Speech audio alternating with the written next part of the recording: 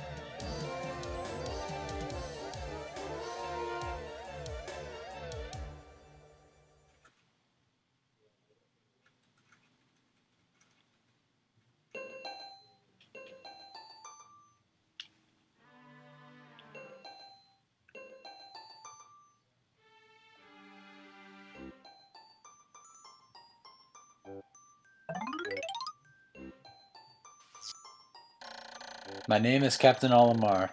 While traveling through space, my ship was struck by a meteor. I must have blacked out, and I woke on the surface of a weird planet. With so many parts lost, the skeletal hull of my beloved dolphin is a painful sight. The engine is gone. I'm stranded. To make matters worse, my atmospheric sensors indicate this planet's environment contains high levels of poisonous oxygen. My life support systems can function for only 30 days. If I can't repair the dolphin by then... No! Better not think about it. I must find the shipping missed parts. Okay, anyway, welcome to Pikmin. Like I was saying, this is a relatively new game for me. I picked it up about a month ago. Although the Pikmin as a series is not very new to me.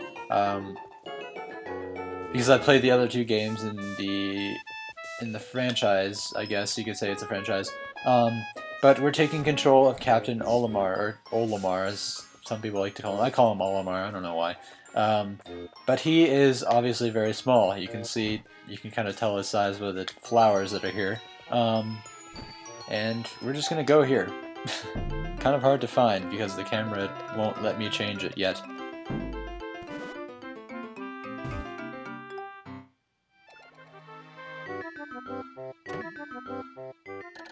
A strange thing has appeared before me. I had barely begun my search when it reared up as if it were waiting for me. It then dropped a single seed.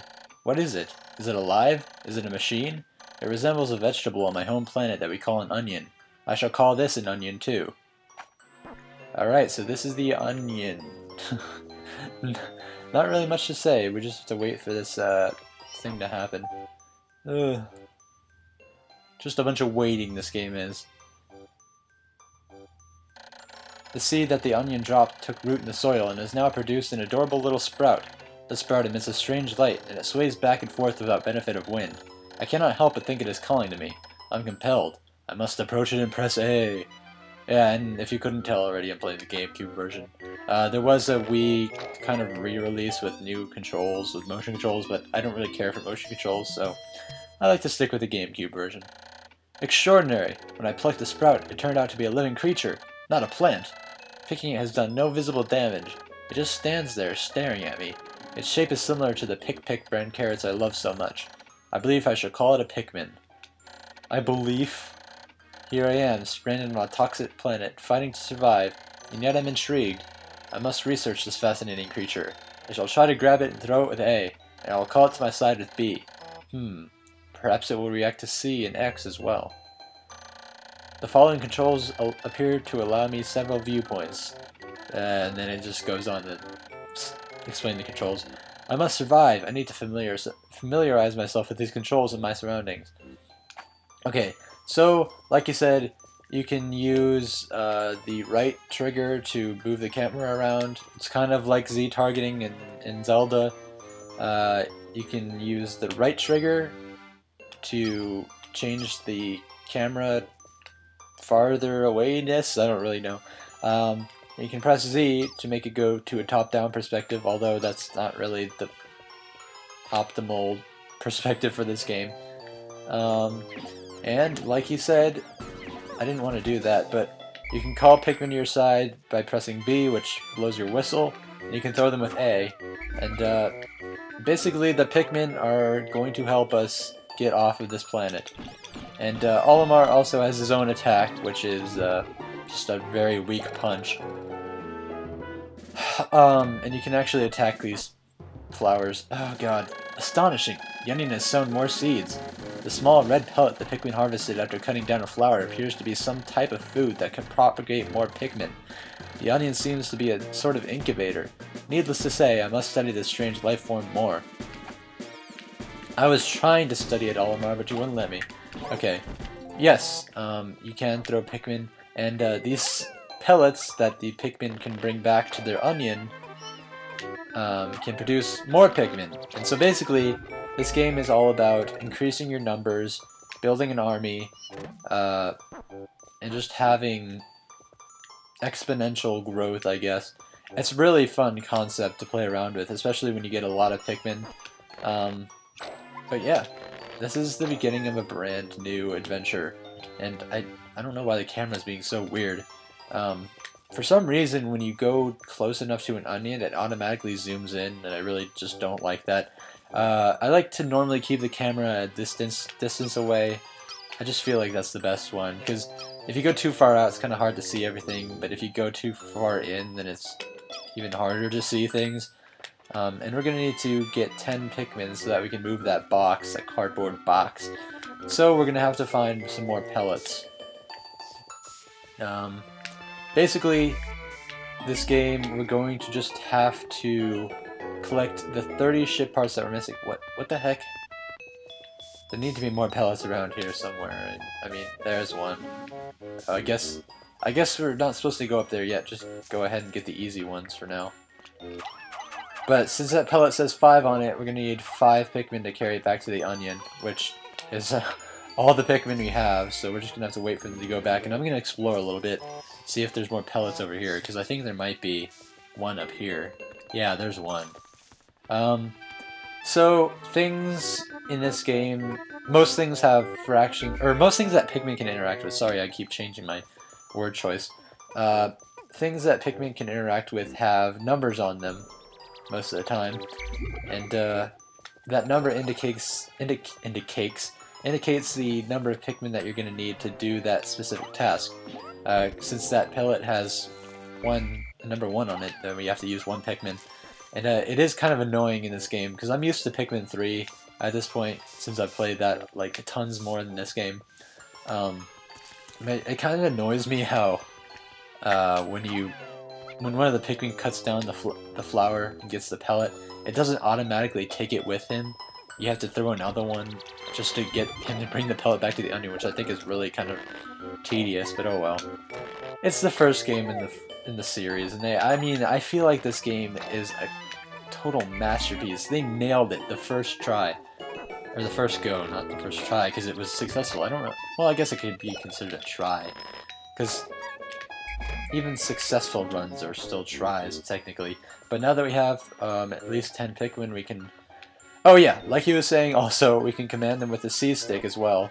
By moving around the yellow control stick on the GameCube, you can make them go around you. And pressing X can disband the group, although we don't want to do that yet. And we're just gonna... If you use your C-stick to push Pikmin towards an object, they will automatically interact with it, which is great. That's a great feature. I really kind of missed it in Pikmin 3, although I played Pikmin 3 first, but oh well.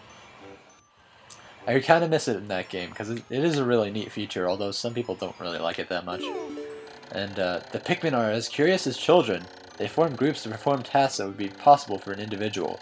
A glimmer of hope has begun to shine in my heart. If I can make use of their skills, perhaps I can fix my ship. I shall sum up all I've learned in my... What? I shall sum up all I've learned of Pikmin conduct. Approach and press A to pick sprouts. Press A to grab Pikmin, release to throw. Press B to call them, X to dismiss, use C to command and control the group. Z, or left, right, and Z control my perspective. I shall record all of this in my computer. I can press Y to access the computer. Yeah, like you said, you can press Y to go to the computer. You can see the number of Pikmin you have with you, the number of Pikmin free, which is basically the number of Pikmin that aren't in your squad. These numbers, by the way, down here, this number right here is the number of Pikmin currently in your squad. This number is the Pikmin currently in the field, and this bottom number in the bottom right is the number of Pikmin in existence. So that's, if you were wondering what that is. And now that we have 14 Pikmin, I feel like we should have more, even though I think I got all the pellets here, but oh well. Now that we have 14, we can go over here to discover...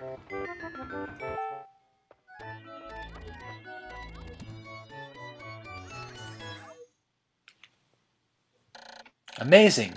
There's no mistaking it. My ship's engine rests before my very eyes. By a stroke of pure luck, I've already stumbled upon the most important piece of my damaged craft. Fate has smiled upon me.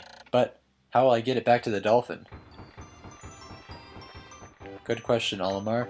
We're going to need the help of the Pikmin to get it back to the dolphin. But I want to get these extra pellets first because we just want to build up our army as big as we can for right now. So I'm just going to get these extra pellets, and then I will get the ship part, because that is very important. Although, building your army is also very important, because you're going to need a lot of Pikmin in this game, especially if you're not very good at it. By the way, I feel like I should mention, I'm not the best at Pikmin. I'm at least competent when it comes to playing this game, but I'm not like a super speed runner or whatever. I'm not that good at the game. Like I think the record is for completing this game is 6 days. That's just ridiculous. I cannot do that. I can do it in maybe 20 days, 15 days at the least, but I cannot do it in 6 days. That is near impossible. When many Pikmin seeds sprout at once, I find it rather tedious to pluck them from the ground individually. My wife always told me I was no good at routine tasks. I guess I'll try to get it all done at once by repeatedly tapping A until I pick all the Pikmin from the ground. I've noticed that when I add Pikmin to my group, they become filled with excitement and flush with bright color. At other times, they revert to a paler hue and give off a dim glow. Paying close attention to these differences is bound to help me distinguish between Pikmin. Yeah, what he's referring to is that when Pikmin aren't in your squad, they turn gray, like a grayish color. And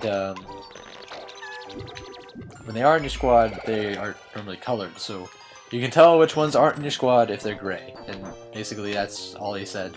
And I'm going to bring this ship part back to the dolphin now by using the handy-dandy C-stick function to just make them swarm it. Oh, I didn't have 20 with me. Oh, that's embarrassing. I'm already messing up. I can't even count, man. That is really embarrassing, actually. Okay, I just need 2. No, I just need 2. Okay, you can come with me too. You can put extra Pikmin on an item, and it helps it get there faster. I mean, it makes them carry it faster if they're carrying something. It also makes tasks a lot faster if you have extra Pikmin. You can't put all of your Pikmin on it, though, if you have a lot. There is a certain max or a certain cap that they have on items and tasks that you can't exceed. But for the most part, you can just put a lot of Pikmin on each item and it'll get there faster than normal. Also, if you leave Pikmin in the ground for long enough without plucking them, they will eventually bud. See, these ones here have leaves on their heads. But if you leave them in the ground long enough, they will eventually bud and then grow flowers. Buds are faster than leaves, and flowers are faster than buds, so, I mean, it's a bit of strategy, but I don't really care that much about flowers and stuff. Even though it is nice and fast, because time is a very important thing to keep track of in this game. And we got our engine back, yay!